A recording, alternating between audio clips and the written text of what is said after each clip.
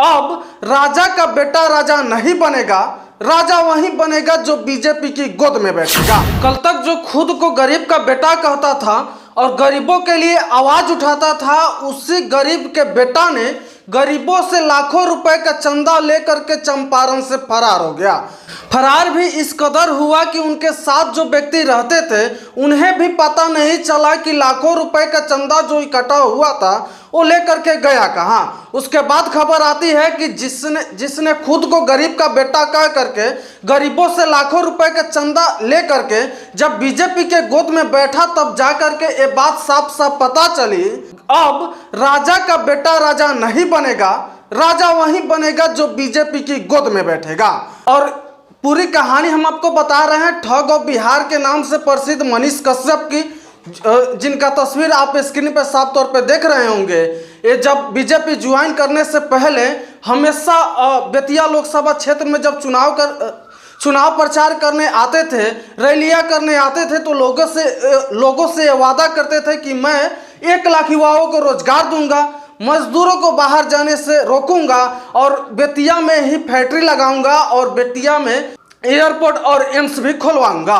और ये कहानी मनीष कश्यप की बता रहा हूं, जो लोकसभा चुनाव के लिए एकदम पूरी जोर शोर से तैयारी कर रहे थे और कल तक जो बेतिया के सांसद संजय जायसवाल को गाली दे रहे थे, आज वो खुद जाकर के बीजेपी के गोद में बैठ गए हैं और ये चिक करके कह रहे हैं कि मेरी माँ के कहने से मैं बीजेपी के गोद में बैठा हूं। अगर ठग ऑफ बिहार मनीष कश्यप को बीजेपी जब ज्वाइन करना था तो फिर गरीबों को मजाक उड़ाने की क्या जरूरत थी?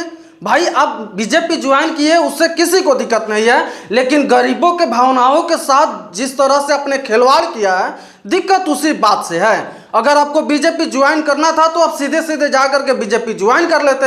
ऐसे भी आप बीजेपी के गोद में बैठे ही हैं, वैसे भी बैठ जाते। गरीबों को तो कम से कम मजाक नहीं उड़ता, और जो लाखों रुपए अपने चंदा गरीबों से लिया है उसका भी मजाक नहीं उड़ाया जाता।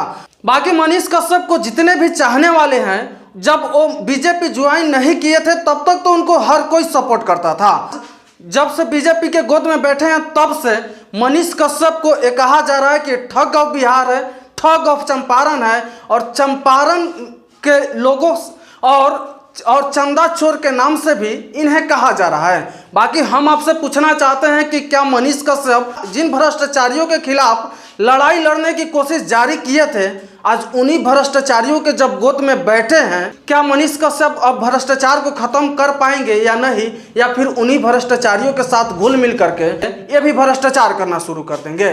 बाकी अब एक मेरा सवाल आपसे है कि जो सन ऑफ बिहार के नाम से प्रसिद्ध थे, अब आप उनके बारे में क्या कहना चाहते हैं? इस बात को लेकर के आपका जो भी विचार होगा कमेंट बॉक्स में जरूर बताइएगा।